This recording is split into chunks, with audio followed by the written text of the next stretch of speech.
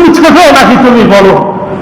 আজরাইল আলাইহিস সালাম এটা দেখেন না তুমি কি নামাজি নাকি বেনামাজি?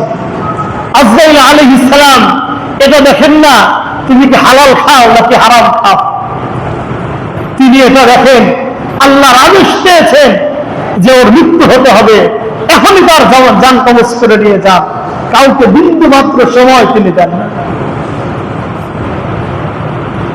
আজকে আমার টাকা আছে, আমি টাকার মালিক, এই টাকার গরমে, এই টাকার দাপটে মানুষ আমার কাছেই ভিড়তে পারে না। মানুষের সঙ্গে আমি একটু সুন্দর ভাষায় কথা বলি না। এই টাকা, এই তো খুব বেশি দেরি নয়, এই টাকা মানুষ ভাগযোগ করে নিয়ে যাবে। তোমার এই টাকা দিয়ে কবরের মধ্যে কোনো সহযোগিতা পাওয়া যাবে না। তোমার এই টাকা দিয়ে আজরাইলের জান কবজ করার সময়ে যে শাস্তি তা একটু লঘু করা যাবে না। তোমার এই টাকা তোমার বিপদের কারণ হবে, হিসাব দিতে হবে তোমাকে। যেই টাকা টাকা টাকা করে আমার জীবনটাকে আমি শেষ করে দিচ্ছি, এই টাকাই তোমার জীবনের জন্য কাল হয়ে দাঁড়াবে।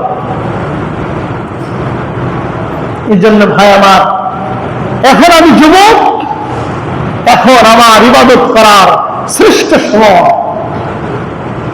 এই জন্য আমি মাঝে মাঝেই বলি, এখন যৌবন যার, ইবাদত করার শ্রেষ্ঠ সময়।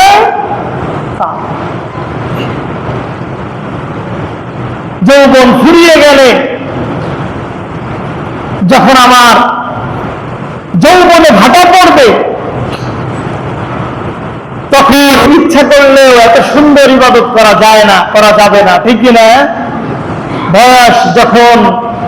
বয়সে যখন ভাটা পড়ে, শারীরিক সক্ষমতা কমে যায়, ইবাদত করার সক্ষমতা কমে যায়। কখনো অজুটা সুন্দর হয়, কখনো আবার সুন্দর হয় না। কখনো পেশাবের পরে পবিত্রতাটা সুন্দর হয়, কখনো আবার হয় না।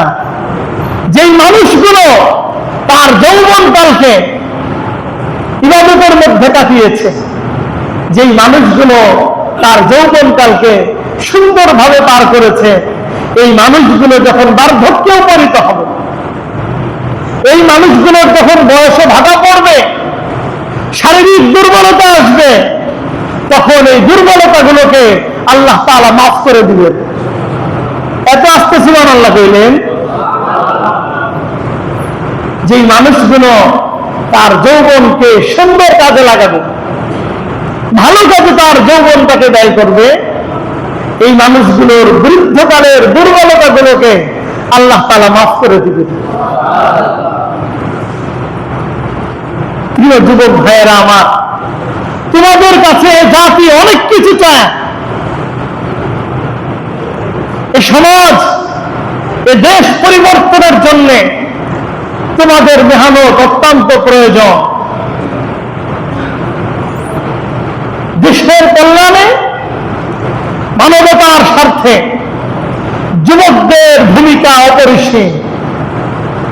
ইসলামের শুরুলগ্ন থেকে শুরু করে আদ্যবধি যুগে যুগে বিভিন্ন সময়ে ইসলামের জন্য যুবকেরা যেই পরিমাণ মেহনত করেছে, অন্য কোনো মানুষেরা এত বেশি মেহনত করতে পারে না।